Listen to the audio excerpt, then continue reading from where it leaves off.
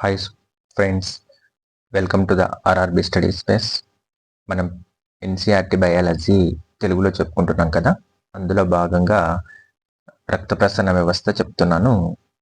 Previous క్లాస్లో రక్తనాళాలైనటువంటి ధమనులు, సిరలు ఎలా పనిచేస్తాయో ఎక్స్ప్లెయిన్ చేశాను. అయితే అవి గుండెకు రక్తాన్ని తీసుకెళ్తాయి, అలాగే గుండె నుండి రక్తాన్ని శరీర భాగాలకు తీసుకెళ్తాయి.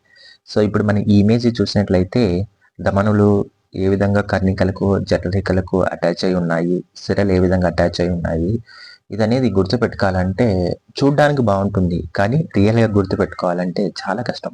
మామూలుగా ఈ బయాలజీ అనేది థియరీ పార్ట్గా మనం చదివితే అది అంత ఈజీగా మన బుర్రకెక్కదు. కాబట్టి నేనేం చేస్తున్నానంటే ప్రతి క్లాస్లో కూడా మీకు విత్ ఇమేజెస్తో చూపించడానికి ప్రయత్నం చేస్తున్నా. ఎందుకంటే మనం థియరీ చదివిన దానికన్నా విత్ ఇమేజెస్ ఏదైనా కనుక చూసినట్లయితే అది చాలా బాగా గుర్తుండే అవకాశం చాలా ఎక్కువ అనమాట. నేను యాక్చువల్గా రైల్వే ప్రిపేర్ అయ్యేటప్పుడు కూడా నేను ఇలా చేసేవాడిని అనమాట. ప్రతిదీ కూడా నేను ఒక థియరీ పార్ట్ ఏదైనా ఒక లైన్ చదివితే ఆ లైన్కు సంబంధించినటువంటి ఇమేజ్ ఏది ఉంది అనేది నేను చూస్తాను అనమాట. ఇప్పుడు ప్రీవియస్ క్లాస్లో నేను ఏం చేశాను, ఈ దమనంలోకి వచ్చేటువంటి డిసీజెస్ గురించి చదివాను అన్నమాట, చెప్పాను. అయితే అవి చెప్పినంత మాత్రాన, చదివినంత మాత్రాన గుర్తుంటాయా? ఉండవు. వాటిని విత్ ఇమేజెస్తో చూపిస్తే కానీ ఈజీగా గుర్తుపెట్టుకోలేము అనమాట. ఇప్పుడు మనం మూవీస్కి వెళ్తాము, మూవీస్లో ఒకసారి చూసిన మూవీస్ సీన్స్ ఎప్పటికైనా గుర్తుపెట్టుకుంటాం, అంత ఈజీగా మర్చిపోం కదా. అదే విధంగా అదే పద్ధతిని నేను ఏం చేస్తున్నాను అంటే మన ఈ యొక్క సైన్స్ క్లాసెస్కి యూజ్ చేస్తున్నాను అనమాట. ప్రతిదీ కూడా ఏదైతే థియరీ పార్ట్ చెప్పాను అనుకో, థియరీ ఒక లైన్ ఎక్స్ప్లెయిన్ చేస్తే దానికి సంబంధించినటువంటి విత్ ఇమేజెస్తో ఎక్స్ప్లెయిన్ చేయడానికి నేను ట్రై చేస్తున్నాను. ఎందుకంటే మీరు బాగా గుర్తుండాలి, గుర్తుపెట్టుకోవాలి, జాబ్ తెచ్చుకోవడానికి ఈ పద్ధతి చాలా చాలా యూజ్ఫుల్ ఉంటుందనేసి నేను నమ్మినటువంటి పద్ధతి, నేను ఆల్రెడీ ఆచరించి సక్సెస్ అయిన పద్ధతి అనమాట. అయితే ఈ హృదయం గురించి నేను ఈ రక్తనాళాలు హృదయానికి ఎలా పనిచేస్తాయి అనేది నేను ప్రీవియస్ క్లాస్లో ఎక్స్ప్లెయిన్ చేశాను. కానీ నేను ఎక్స్ప్లెయిన్ చేసినా కానీ నేను కూడా తర్వాత ఇది గుర్తుపెట్టుకోవాలి అంటే ఏ ఏ ధమని ఎలా వెళ్తుంది, ఏ సిర ఎలా వెళ్తుంది అనేది నాకు కూడా కన్ఫ్యూజనే. చెప్పడం అయితే చెప్పాను కానీ నేను కూడా కన్ఫ్యూజ్ పడతా. సో ఇలాంటి కన్ఫ్యూజన్ ప్రతి ఒక్కరికి ఉంటుంది. ఈ కన్ఫ్యూజన్ లేకుండా ఉండడం కోసం నేను ఒక ఫ్లో చార్ట్ అనేది డ్రా చేశాను. దాని ద్వారా మీకు ఎక్స్ప్లెయిన్ చేయడానికి ప్రయత్నం చేస్తా. ఇది ఏమవుతుందంటే ప్రతి ఒక్కరు కూడా చాలా ఈజీగా గుర్తుపెట్టుకోవడానికి అవకాశం ఉంటుందన్నమాట. ఫర్ ఎగ్జాంపుల్, ఇప్పుడు ఈ ఇమేజ్ చూడండి. ఈ ఇమేజ్ లైక్ ఎట్లా ఉంది, ఏదైనా కాంట్రాక్టర్ ఒక బిల్డింగ్ కడుతుంటే ఒక మ్యాప్ గీసి ఉంటాడు కదా, ఆ విధంగా ఉంది కదా. సో నేను కూడా అలాంటి థాట్తోని ఒక ఇమేజ్ మొత్తం కంప్లీట్గా గుండె ఎలా పనిచేస్తుంది, గుండెకు రక్తం ఎలా వస్తుంది అని ఎంతో కష్టపడి నేను ఈ యొక్క ఫ్లో చార్ట్ గీయడం జరిగింది. ఇప్పుడు మన ఇమేజ్లో చూస్తే ఇది 4 BHK ఫ్లాట్ అనమాట. అలా అనుకోండి, ఒక 4 BHK ఫ్లాట్, అదే మీ ఇల్లు అనుకోండి. మీరు ఇల్లు ఇట్లా 4 గదులతో ఇల్లు కట్టుకున్నారు.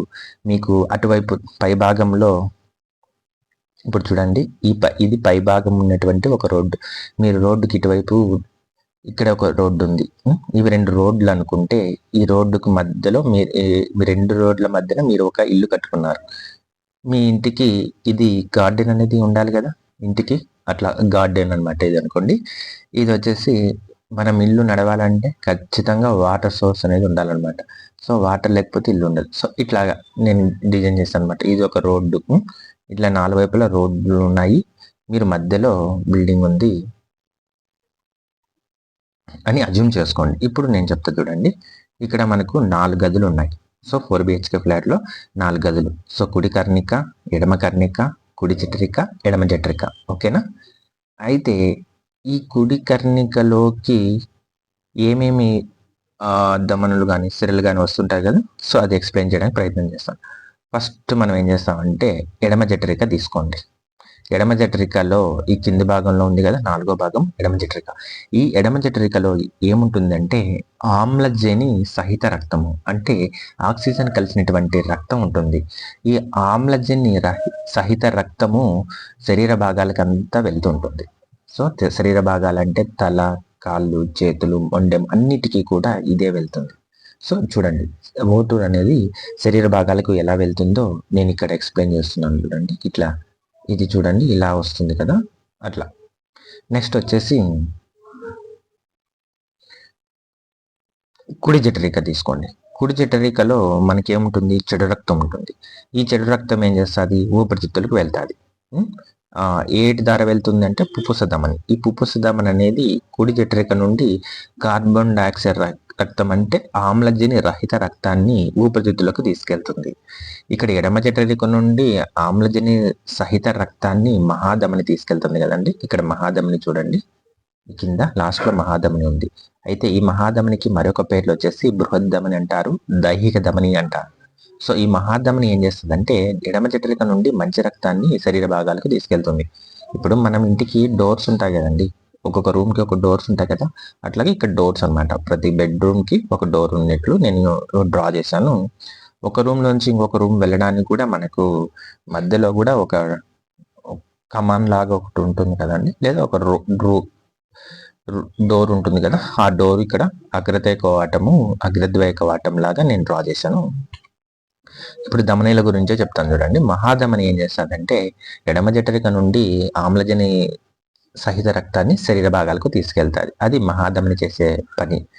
నెక్స్ట్ పుప్పుస ధమని ఏం చేస్తుంది, రెండవది పుప్పుస ధమని కుడి జఠరికలో ఉన్నటువంటి కార్బన్ డైఆక్సైడ్ కలిసిన రక్తం. ఈ కార్బన్ డైఆక్సైడ్ కలిసిన రక్తం అంటే ఏంది, మన శరీర భాగాలు పని చేసిన తర్వాత విడుదల చేసేటువంటి వ్యర్థమైన పదార్థాలు, వ్యర్థమైన వాయువులు అనమాట. అవి ఆ వ్యర్థమైన వాయువులు కార్బన్ డైఆక్సైడ్ తో కలిసి ఉంటాయి కాబట్టి కుడి జఠరికలోకి వస్తాయి అనమాట. ఈ కుడి జఠరికలో నుంచి ఊపిరితిత్తులకు వెళ్తాయి. ఊపిరితిత్తులు అంటే ఇక్కడ నథింగ్ బట్ నేను ఇక్కడ గార్డెన్ గీశాను. గార్డెన్ అంటే మొక్కలు కదా, మనకు కార్బన్ డైఆక్సైడ్ తీసుకొని ఆక్సిజన్ ఇస్తాయి కదా. అదే విధంగా ఊపిరితిత్తులు ఏం చేస్తాయి, ఈ పుప్పుస ధమని ద్వారా కార్బన్ డైఆక్సైడ్ రక్తం ఊపిరితిత్తులకు వెళ్తుంది. ఊపిరితిత్తులకు వెళ్ళిన తర్వాత ఊపిరితిత్తులో ఫిల్టర్ అయిపోయి మళ్ళా మంచి రక్తం కలుస్తుంది అనమాట. మంచి రక్తం అంటే ఆమ్లజని సహిత రక్తం. ఈ ఆమ్లజని సహిత రక్తము పుప్పుస సిరల ద్వారా ఎడమ కర్ణిలోకి వెళ్తుంది. చూడండి, పుప్పుస సిరల ద్వారా ఎడమ కర్ణిలోకి వెళ్తుంది. అయితే ఇప్పుడు మనకు సిరలు రెండు రకాలుగా ఉంటాయి, బృహత్సిర లేదా అధోసిర అని, ఇంకో వచ్చేసి పుప్పుస సిరలని. పుప్పుస సిరలు ఆల్రెడీ ఊపిరితిత్తుల నుండి వెళ్లే మంచి రక్తాన్ని ఎడమ కన్నులోకి చేరుస్తున్నాయి. కార్బన్ డైఆక్సైడ్ కలిసినటువంటి రక్తం ఉంటుంది కదా, తల నుండి కాళ్ళు చేతుల నుండి వచ్చేటువంటి కార్బన్ డైఆక్సైడ్ రక్తాన్ని పై భాగంలో చూడండి, తల నుండి కాళ్ళ చేతుల నుండి వచ్చేటువంటి రక్తం ఉంది కదా, కార్బన్ డైఆక్సైడ్ రక్తము.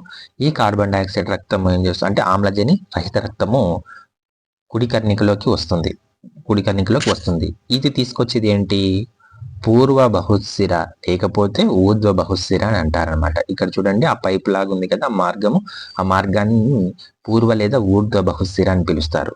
ఇంకా కాళ్ళలో మొదటి భాగం ఉంటుంది కదండి, పాదాలు, వీటి నుండి మొండెం నుండి ఏర్పడినటువంటి చెడు రక్తాన్ని పర లేదా అధో బహుశిర అనేది ఇక్కడ చూడండి, పరో లేదా బహుశిర అనేది ఏం చేస్తుంది, ఇది కూడా కార్బన్ డైఆక్సైడ్ రక్తాన్ని కుడి కర్ణికలోకి తీసుకొస్తుంది. ఇక్కడ మొత్తానికి చూస్తే కుడి కర్ణికలోకి అన్ని పార్ట్స్ నుండి చెడు రక్తమే వస్తుంది. మన శరీర భాగాల్లో ఉండే చెడు రక్తం అంతా కుడి కర్ణికలోకి వస్తుంది. మన మంచి రక్తం అనేది ఎడమ జఠరిక ద్వారా శరీర భాగాలకు వెళ్తుంది. జఠరికలు నెక్స్ట్ ఇప్పుడు హృదయ కండరాలు కూడా ఉంటాయి కదా, హృదయం కూడా పనిచేయాలంటే హృదయానికి కూడా మనకు రక్తం కావాలి. కాబట్టి ఎడమ కర్ణికలోకి వచ్చినటువంటి అంటే ఊపిరితిత్తుల నుండి వచ్చినటువంటి మంచి రక్తం ఉంది కదా, అది ఎడమ కర్ణికలో వచ్చింది కదా. ఈ ఎడమ కర్ణికలో వచ్చినటువంటి రక్తాన్ని ఏం చేస్తుంది, హృదయ కండరాలకు ఇలా పంపు చేస్తుంది. చూడండి, హృదయ కండరాలకు వెళ్తుంది. అది తీసుకెళ్లే ధమని ఏంటి, కరోనరీ ధమని అంటారు. హృదయ కండరాలు కూడా పని చేసిన తర్వాత వ్యర్థ పదార్థాలను విడుదల చేస్తాయి కదా. ఆ వ్యర్థ పదార్థాలను అంటే కార్బన్ డైఆక్సైడ్ కలిగిన రక్తాన్ని కరోనరీ సిర ద్వారా ఇక్కడ మనం చూడొచ్చు, కరోనరీ సిర ద్వారా మళ్ళా కుడి కర్ణికలోకి వస్తుంది. ఇప్పుడు కుడి కర్ణికలోకి సిరలు అంటే బృహస్సిర లేకపోతే పరసిర, అదో బహుశిర, ఊర్ధ్వ బహుశిర, ఈ రెండు సిరలు చెడు రక్తాన్ని కుడి కర్ణికలోకి తీసుకొస్తున్నాయి. హృదయ కండరాల నుండి ఏర్పడినటువంటి చెడు రక్తాన్ని కరోనరీ సిర కుడి కర్ణికలోకి తీసుకొస్తుంది. ఇక్కడ మొత్తానికి మనకి ఏం జరుగుతుందంటే కుడి కర్ణికలోకి చెడు రక్తం వచ్చి చేరుతుంది. ఇక్కడ గమనించవచ్చు. ఇప్పుడు కుడి కర్ణికలో నుంచి కుడి జఠరికలోకి కిందికి కలిపేటువంటి ఒక డోర్ ఉంటుంది. దాన్ని ఏమంటామంటే అగ్రద్వయ కవాటం అంటాము. ఈ అగ్రద్వయ కవాటం ఏం చేస్తుందంటే కార్బన్ డైఆక్సైడ్ రక్తాన్ని పంపు చేస్తుంటుంది. ఇప్పుడు మనకు కుడి కర్ణికలోకి అన్ని వైపుల నుంచి కార్బన్ డైఆక్సైడ్ రక్తం వచ్చింది కదా, ఈ కార్బన్ డైఆక్సైడ్ రక్తము కిందికి వస్తుంది అనమాట. కుడి కర్ణికలో నుంచి కుడి జఠరికలోకి వస్తుంది. ఈ కుడి జఠరికలోకి వచ్చినది ఏం చేయాలి, మళ్ళీ పంపు చేయాలి కదా బయటికి, అది ఊపిరితిత్తులకి పంపు చేస్తుంది. అంటే కుడి కర్ణికలలో ఎక్కువ మోతాదులో చెడు రక్తమే ప్రవహిస్తుంటుంది. ఇప్పుడు ఎడమ రక్తంలో ఆల్రెడీ ఊపిరితిత్తుల నుండి వచ్చినటువంటి మంచి రక్తం ఉంది కదా, ఈ మంచి రక్తం ఏం చేస్తుంది, ఒక భాగమేమో హృదయ కండరాలకు పంపిస్తుంది, ఇంకొక భాగం అనేది ఇంకొక డోర్ ద్వారా, అంటే అగ్రద్వయ కవాటం ఉంది కదా, అగ్రద్వయ కవాటం ద్వారా ఎడమ జఠరికలకు పంపించి ఎడమ జఠరికలో నుంచి శరీర భాగాలకు పంపిస్తుంది. సో ఇది చూడండి, కంప్లీట్ గా మీకు పిక్చర్ అర్థమైపోతుంది. ఎడమ కర్ణికలు ఏం చేస్తున్నాయంటే మంచి రక్తాన్ని శరీర భాగాలకు మరియు గుండెకు పంపిస్తున్నాయి. కుడివైపు ఉన్నటువంటి కర్ణిక జఠరికలు ఏం చేస్తున్నాయంటే చెడు రక్తాన్ని శరీర భాగాల నుంచి తీసుకొని తర్వాత ఊపిరితిత్తులకు ఇస్తున్నాయి. మీరు కనుక ఈ ఫోటోని ప్రింట్ తీసుకొని మీ రూమ్ లో కానీ మీ టేబుల్ మీద కానీ, అంటే స్టడీ చేయడం మీద ప్యాడ్ ఉంటుంది కదా, ప్యాడ్ మీద కానీ అతికించుకుంటే మీరు చాలా ఈజీగా ఈ గుర్తు పెట్టుకోగలరు అనమాట.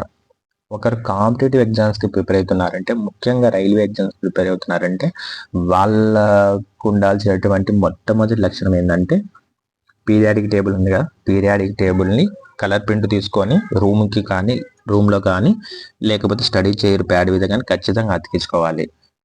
మరియు ఇట్లాంటివి కూడా ఇమేజెస్ కానీ ప్రింట్ తీసుకొని మీరు అతికించుకుంటే మీరు డైలీ వాటిని చూస్తూ ఉంటే వాటికి బాగా గుర్తుండిపోతాయి అనమాట. ఏంటంటే ఇలాంటి క్వశ్చన్స్ వస్తాయి అన్నమాట. కానీ మనం ఏంటంటే థియరీ పార్ట్ గుర్తుపెట్టుకోలేం కాబట్టి ఇవి ఇమేజెస్తో కనుక చూసినట్లయితే చాలా బాగా గుర్తుండిపోతుంది అనమాట. ఇంకా తర్వాత పార్ట్లో మనం హృదయం గురించి కంప్లీట్గా ఎక్స్ప్లెయిన్ చేస్తాను. Thank you.